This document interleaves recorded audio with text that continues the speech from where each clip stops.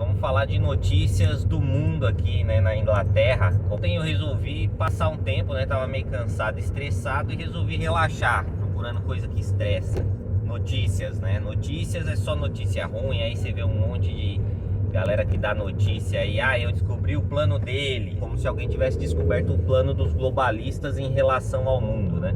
Globalista é aquele cara que ele atira para todo lado para conseguir o que ele quer. Os caras aí dominam o mundo, né, com as suas grandes instituições, né, Fórum Internacional de Economia, ONU e muitas outras, né? Então a gente fica meio que mãos atadas, dá para saber o que está acontecendo, mas muita gente está viajando nas ideias, não consegue perceber a realidade, né? Porque que a gente tem que ir em base em fatos, né?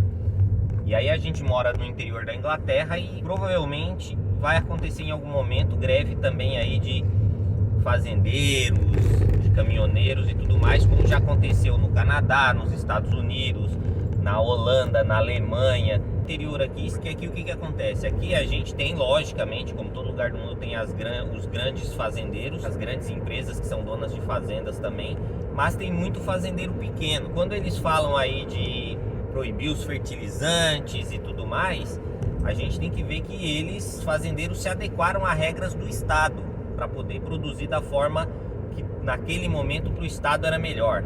Só que agora o Estado está dizendo que não, tem que ser tudo mais orgânico e tudo mais. Será que eles estão mesmo preocupados com comida orgânica, que você tem que comer bem, que a comida tem que ser mais saudável e etc? Então tem uma série de fatores aí que herbicidas e fertilizantes que foram criados pela ciência influenciam, né? O que eu estou tentando fazer aqui, mostrar um pouco do outro lado, porque tem os dois lados da moeda, né? Ninguém quer estar comendo veneno, mas também ninguém quer morrer envenenado com uma lava de uma praga que cagou ali na sua comida, né? No produto que você vai comer, por mais que esse produto seja esterilizado depois e tudo mais.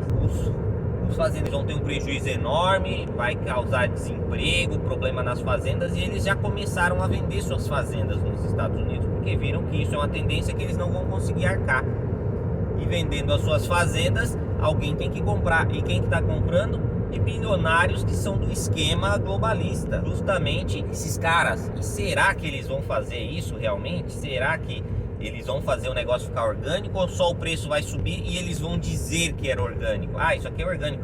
Porque na verdade, até a comida orgânica aqui que a gente compra e paga até mais caro às vezes numa fruta, num legume orgânico, a gente não sabe se ele realmente foi produzido de forma orgânica 100%, né? Existem órgãos reguladores, mas existe também a vista grossa de órgãos reguladores em qualquer lugar do mundo, se você faz parte do esquema. Então é bem complicado, não é uma coisa muito simples assim da gente ter certeza que está sendo feito da forma correta, né? Aí de repente estão usando um fertilizante X e fala que esse fertilizante pode ser utilizado e continua sendo orgânico. Tem muita coisa envolvida, a gente pensa que não, gente, mas tem. Se você for pesquisar, você toma a sua vida em função disso. Mas o que está acontecendo é um exemplo de que os grandes bilionários que fazem parte do esquema, que se envolvem em todos os setores da humanidade, né? Você vê que o Bill Gates, ele era um cara de TI, né? Informática, computação, né? Hardware, esse tipo de coisa, software. E agora ele já se envolveu aí na questão da vacina. Em 2015 ele falou que teríamos aí uma pandemia e no final teve. Ele começou a investir no negócio da vacina, que na verdade ele ganhou mais dinheiro do que curou pessoas. Ele e as empresas quais ele está envolvido. E agora ele é o maior proprietário de terras agrícolas dos Estados Unidos. Ou seja, tá tudo na mão desses caras. Que uma minoria de bilionários seja dono de tudo, mas é isso que eles fazem e eles apoiam isso, né? Você pode ver que a maioria dos progressistas apoiam aí os globalistas e tudo mais, e alguns estão acordando isso e vendo que o globalismo não tá nem aí para nenhum dos lados, porque no final você vai ter a agricultura na mão de monopólios, né? De grandes bilionários que vão fazer o que quiser e eles mesmos vão criar as leis que os países vão seguir, porque no final ONU, OMS, Fundo Econômico Internacional e tudo mais, esses caras, eles criam as regras e os países são obrigados a aceitar e a aplicar. E aplicam com todo o louvor, né? Toda a felicidade do mundo, sendo que sem nenhuma avaliação. Eles já estudaram, vamos seguir o que eles estão falando, né? E aqui na Inglaterra, em breve, a gente vai ter greves aí também de fazendeiros, porque como eu falei, aqui está cercado de fazendas pequenas. Como que esse cara vai sobreviver? O cara consegue sobreviver, ele tem o seu trator ali, 3, 4, 5 maquinários, 10, 15, 20 funcionários, e faz ali a sua colheita, o seu plantio e consegue sobreviver. Como que um cara desse vai sobreviver? Não, vai vir um super fazendeiro, vai comprar dele, vai comprar de todos os caras pequenos. E ele vai vender, porque ele vendendo às vezes uma fazenda grande, ele consegue sobreviver pro resto da vida. Digamos que seja um fazendeiro aí que tem uma fazenda de tamanho razoavelmente grande, ele fala, meu, vou vender, vou viver a minha vida, depois meus filhos se viram, e assim vai. E a gente não tá pensando nisso, né? Ninguém tá focando nisso. Ah, vamos salvar o meio ambiente. A gente tem que ter certeza que vai salvar o meio ambiente, mas também sem matar e ferrar todo o negócio, porque a gente tá no final da cadeia, né? A gente é o cara que compra, no final vai ficar mais caro pra gente.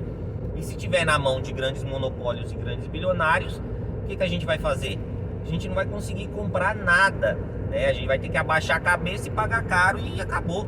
Porque já está na mão, por exemplo, Estados Unidos, em questão agrícola, praticamente já está na mão do Bill Gates. Em questão de saúde, também. Porque ele também é dono de uma parte. Fora os outros bilionários que não aparecem tanto quanto eles, né? Mas ninguém vê. Os caras veem esses caras por causa do discurso deles. Eles vão lá nas suas palestras, nos TEDs da vida aí no YouTube e falam coisas bonitas e tudo mais. Cara, o que esses caras falam não se escreve, tá ligado? Porque não é o que eles seguem. Desesperados, não vão conseguir arcar com todas essas novas normas e regras que vão ser impostas, que já estão sendo impostas, e vão começar a quebrar. Eles quebrando, os grandes bilionários compram as fazendas deles, os bilionários têm lobby ali dentro do Fundo Monetário Internacional, entre outras entidades e corporações que cuidam aí dos interesses que, na verdade, esses caras deveriam estar preocupados em, pô, vamos dar treinamento pro povo, para as pessoas comuns, vamos ajudar eles a chegarem onde a gente quer.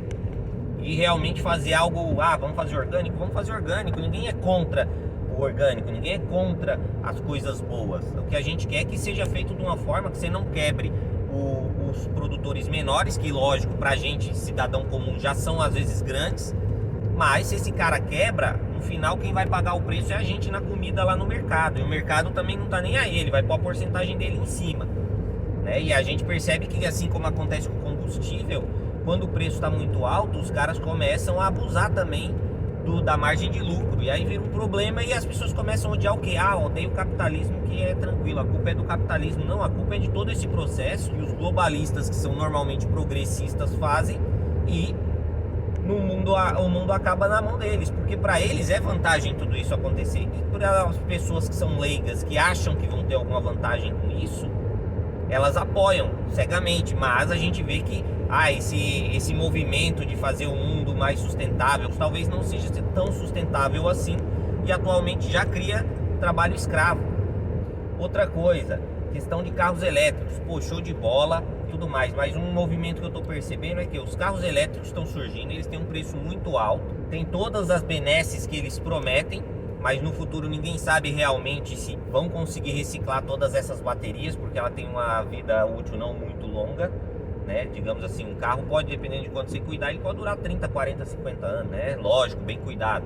Já esses já não. Aí eles falam, não, a bateria reciclada você pode usar, ela não vai ter a mesma longevidade, não vai ter o mesmo tempo de segurar a carga, que nem uma bateria de celular, né? Depois que fica velho começa a perder ali, eles vão usar as partes boas das baterias ruins e alguma coisa vai ser refúgio e vai ser jogado fora, né? Só que ninguém sabe o que vai acontecer. Isso, o movimento que eu tava falando o preço dos carros está subindo em geral, né? A gente tinha aí uma queda, porque com o surgimento dos carros elétricos, os carros a combustão começaram a se depreciar e o preço baixar, e o povo começou a comprar mais carro a combustão, né? Porque o cara que não tinha dinheiro, ele não vai ter dinheiro para comprar um carro elétrico. Aí ele vai ver, pô, o combustão tá mais barato, vou comprar o combustão por enquanto, e no futuro se eu for obrigado, eu compro o elétrico. Só que agora, com a pandemia, com esse negócio de Great Reset aí e tudo mais, que eles querem mudar a questão econômica do mundo, a forma de pensar, etc., os carros a combustão também tem seu preço subindo, né? Os carros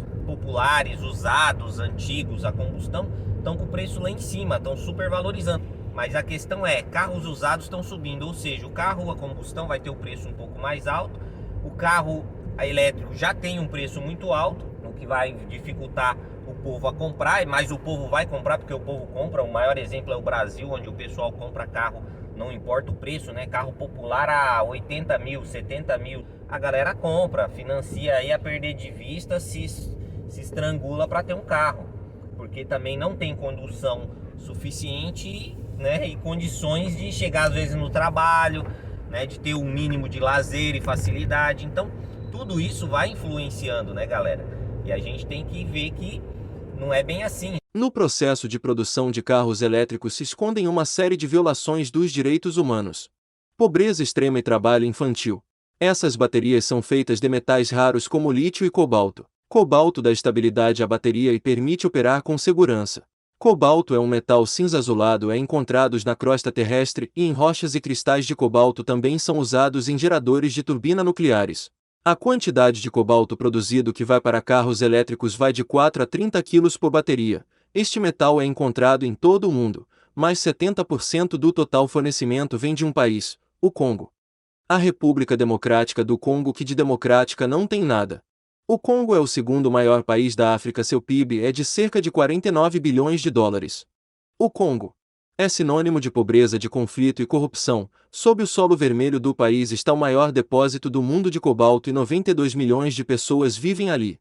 2 milhões dependem da produção de cobalto. No Congo as leis trabalhistas não se aplicam, nem protocolos de segurança que essas minas produzem 20 a 30% do cobalto do Congo. Cerca de 200 mil mineiros trabalham nessas minas, pelo menos 40 mil deles são crianças. Alguns jovens menores de 10 anos, essas crianças flertam com a morte diariamente.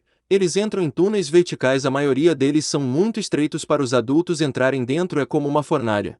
Cavam por cobalto sob condições desumanas, às vezes eles têm pás, usam ferramentas, mas principalmente eles cavam com suas mãos nuas, eles não têm máscaras, sem luvas, sem roupas de trabalho e às vezes apenas 20 minutos de oxigênio, mas as crianças continuam. Depois de cavar eles esmagam as rochas.